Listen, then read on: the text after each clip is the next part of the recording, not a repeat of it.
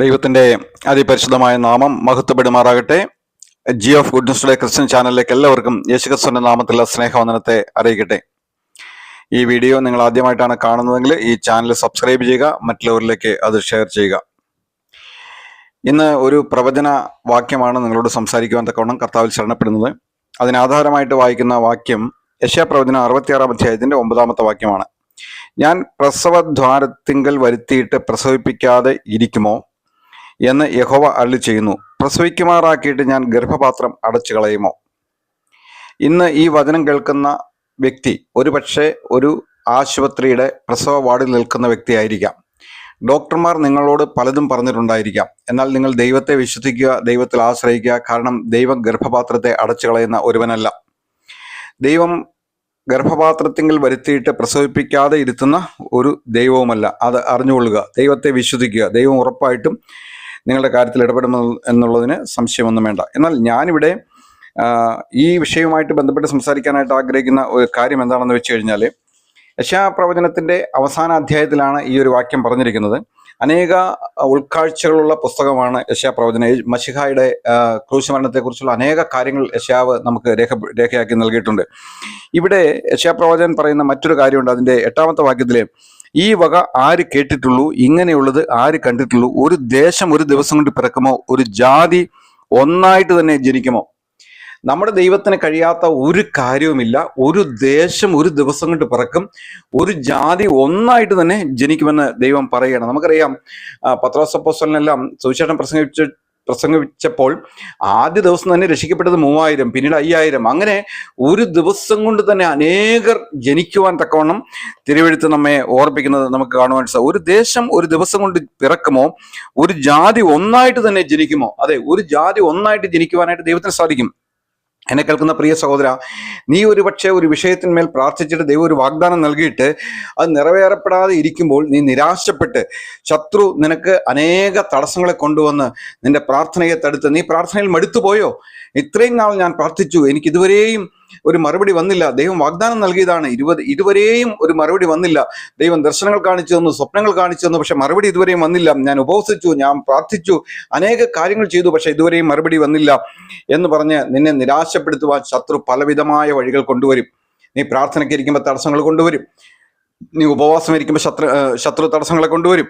നിന്റെ ഉള്ളിൽ ഒത്തിരി നെഗറ്റീവായിട്ടുള്ള ചിന്തകളെ കൊണ്ടുവരും. ദൈവം അങ്ങനെയൊന്നും പ്രവർത്തിക്കുകയില്ല, ദൈവം അങ്ങനെയൊന്നും പെരുമാറുകയില്ല, അതൊക്കെ നീ വിശ്വസിച്ച് വെറുതെ നിന്റെ സമയം പാഴാക്കണ്ട എന്ന് ശത്രു നിന്റെ അടുത്ത് അനേക കാര്യങ്ങൾ കൊണ്ടുവരും. നിന്റെ വചനധ്യാനം മുടക്കും, നിന്റെ ബൈബിൾ വായിക്കാനുള്ള താല്പര്യവും ഇൻട്രസ്റ്റും ഇല്ലാതാകും.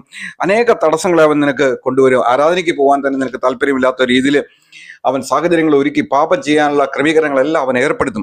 അങ്ങനെ കർത്താവുമായിട്ടുള്ള നിന്റെ ഐക്യത്തെ തകർക്കുവാൻ പിശാച് എല്ലാം ചെയ്യും. കാരണം ദൈവം തന്നിരിക്കുന്ന വാഗ്ദാനം അത് പിശാചിനും അറിയാം. ഇവൻ കുറെ കഴിയുമ്പോൾ എന്തായി തീരും, ഈ വ്യക്തിയിൽ കൂടി എന്തൊക്കെയാണ് ഞാൻ ചെയ്യാൻ പോകുന്നതെന്ന് പിശാചിനും അറിയാം. കർത്താവ് ചെയ്യാൻ പോകുന്നത് എന്താണെന്ന് പിശാചിനറിയാം. അതുകൊണ്ട് തന്നെ അവൻ 1000 പ്ലാനുകൾ നിനക്കെതിരെ കൊണ്ടുവരും. ഈ സമയത്ത് നീ നിരാശപ്പെടേണ്ട കാര്യമില്ല. കാരണം ദൈവം വാക്കുമാറാത്ത ദൈവമാണ്, അവൻ വിശ്വസ്തനായ ദൈവമാണ്.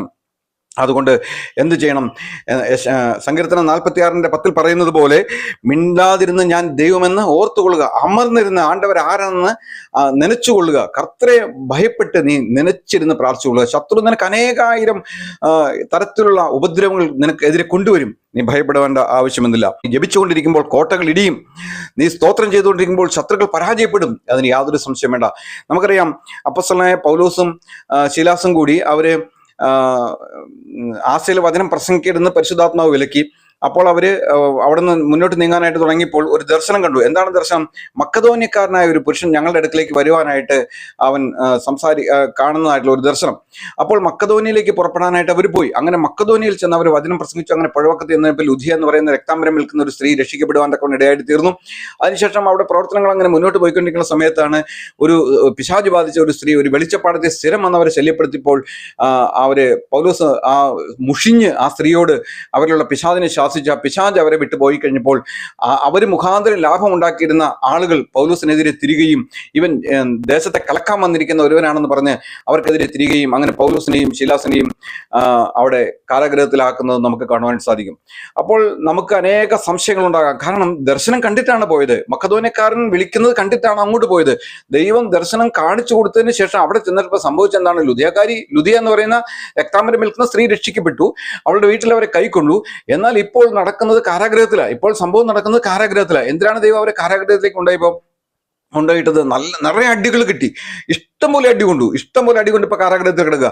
അപ്പൊ കാരാഗ്രഹത്തിൽ കിടക്കുമ്പോൾ പൗലോസിനും ശീലാസിനും എങ്ങനെ പറയാം? കർത്താവേ, നീ ദർശനം കാണിച്ചു തന്നിട്ടല്ലേ ഞങ്ങൾ ഇങ്ങോട്ട് വന്നത്, നിന്റെ നാമം മഹത്വപ്പെടുത്താനായിട്ടല്ലേ ഞങ്ങൾ ഇങ്ങോട്ട് വന്നത്, ഇപ്പോൾ ഞങ്ങൾക്ക് സംഭവിച്ചിരിക്കുന്നത് നീ കാണുന്നില്ലേ? അവര് പെറുപെറുക്കാനൊന്നും പോയില്ല. അവരെന്താ ചെയ്തേ? ആ അടി കൊണ്ട് നമുക്കറിയാലോ, അടി കിട്ട് ശരീരമെല്ലാം അതിന്റെ നീര് വന്ന് തിമിർത്ത് തടുത്ത് അങ്ങനെ വീർത്തിരിക്കുകയാണ്. അതിലേക്ക് രാത്രി എന്ത് വേദനയായിരിക്കും, രാത്രി എന്ത് നീറ്റലും പുകച്ചിലുമായിരിക്കും. ആ സമയത്ത് ഇവരെന്താ ചെയ്തത്? ഇവരെ പാട്ടുപാടി ദൈവത്തെ സ്തുതിച്ചു. ഇവർ പാട്ടുപാടി ദൈവത്തെ സ്തുതിച്ചുകൊണ്ടിരിക്കുമ്പോൾ എന്താ? ഭൂകമ്പം ഉണ്ടായി, വാതിലുകൾ തുറന്നു, ചങ്ങലകൾ അഴിഞ്ഞു വീണു, അവിടെ അടിസ്ഥാനങ്ങൾ കുലുങ്ങി. ഇന്ന് കൂടിയിരുന്ന് ഉപവസിക്കുകയും പ്രാർത്ഥിക്കുകയൊക്കെ ചെയ്യുമ്പോൾ ആളുകൾ കുലുങ്ങുന്നതല്ലാതെ വേറെ സംഭവങ്ങളൊന്നും നടക്കുന്നില്ല. എന്നാൽ യഥാർത്ഥ പ്രാർത്ഥനയിൽ കോട്ടകൾ ഇടിയും, ശത്രുവിന്റെ കോട്ടകൾ ഇടിയും. അത് ദൈവത്തിന്റെ നാമത്തിന്റെ മഹത്വത്തിന് വേണ്ടി ദൈവം അത് ചെയ്യും. ദൈവം കോട്ടകളെ ഇടിച്ചു കളയും, ചങ്ങലകളെ പൊട്ടിച്ചു കളയും. എന്നെ കേൾക്കുന്ന പ്രിയ സഹോദരൻ, നീ മടുത്തുപോയോ? നീ നിരാശപ്പെട്ടോ? നീ പിന്മാറാൻ തുടങ്ങിയോ? എന്നാൽ ദൈവത്തിന്റെ വചനം നിനക്കായിട്ട് വരുന്നു. നിനക്ക് ദൈവം തന്നിരിക്കുന്ന വാഗ്ദാനം നിറവേറാൻ പോവുകയാണ്. നീ നിരാശപ്പെടണ്ട, നീ വിഷമിച്ചു പോകണ്ട, നീ സ്തോത്രം ചെയ്തുകൊണ്ടിരിക്കുക. ദൈവം ആരാണെന്ന് അറിഞ്ഞ് നീ ഭയപ്പെട്ട് അവനെ സ്തുതിച്ചുകൊണ്ടിരിക്കുക. തീർച്ചയായിട്ടും ശത്രുവിനെ പരാജയപ്പെടുത്തി നിനക്ക് വന്നു ചേരേണ്ട നന്മകൾ നിന്റെ അടുക്കൽ വന്നു ചേരും, നിശ്ചയം. അതിന് യാതൊരു സംശയമില്ല. കാരണം നമ്മുടെ കർത്താവ് വിശ്വസ്തനാണ്. അവൻ പ്രസവധാരത്തിൽ വരുത്തിയിട്ട് പ്രസവിപ്പിക്കാതിരിക്കുന്ന ദൈവമല്ല. ഒരു കുഞ്ഞ് ആ ഭ്രൂണം അതിനകത്ത് ഉരുവായി 1 മാസം കഴിഞ്ഞു, 2 മാസം കഴിഞ്ഞു, 3 മാസം കഴിഞ്ഞു, അപ്പൊ തന്നെ കുഞ്ഞ് നടക്കാനോ ഓടാനോ ഒന്നും ചാടാനൊന്നും തയ്യാറാകുന്നില്ലല്ലോ. സമയമെടുക്കും. തക്ക സമയത്ത് ഏറ്റ കാലത്ത് അവനത് ചെയ്യും. അവൻ വാക്കുമാറാത്ത ദൈവമാണ്. എന്നാൽ നീ 3 മാസമായിട്ട് കുഞ്ഞ് വെളിയിൽ വരുന്നില്ല, കുഞ്ഞ് നടക്കുന്നില്ല, കുഞ്ഞ് ഓടുന്നില്ല എന്ന് പറഞ്ഞ് നിരാശപ്പെട്ട് നീ ദുഃഖിച്ച് പിറുപിറുത്ത് പോകേണ്ട കാര്യമില്ല. 8 മാസം 9 മാസം ഒക്കെ കഴിയുമ്പോൾ അവൻ ഗർഭപാത്രത്തെ അടച്ച് കളയുകയില്ല. അവിടെ പറയാണ്, ഞാൻ പ്രസവദ്വാരത്തിൽ വരുത്തിയിട്ട് ഞാൻ പ്രസവിപ്പിക്കാതെ ഇരിക്കുമോ? ഒരു ദേശം ഒരു ദിവസം കൊണ്ട് പിറക്കും, ഒരു ജാതി ഒരു ദിവസം കൊണ്ട് ജനിക്കും. അതെ, എന്നെ കേൾക്കുന്ന പ്രിയ സഹോദര, പ്രിയ സഹോദരി, നീ മടുത്തു പോകേണ്ട. ദൈവം നിനക്ക് പറഞ്ഞിരിക്കുന്ന വാഗ്ദാനം തക്ക സമയത്ത് നിറവേറുന്ന ദൈവമാണ്. ഈ ദൈവത്തെ അവിശ്വസിക്കില്ലേ? ഈ ദൈവത്തിനെതിരെ പിറുപിറുക്കില്ലേ? ഈ കർത്താവ് വലിയവനാണ്. അതുകൊണ്ട് ഈ ദൈവത്തെ വിശ്വസിച്ച് ആശ്രയിച്ച് മുന്നോട്ട് പോകാൻ തക്കൊണ്ട് ഇന്നത്തെ വചന കേൾവി അതിന് മുഖാന്തരമായി തീരട്ടെ. കർത്താവിന്റെ വലിയ നാമം വാഴ്ത്തപ്പെടുമാറാകട്ടെ. നമുക്ക് പ്രാർത്ഥിക്കാം.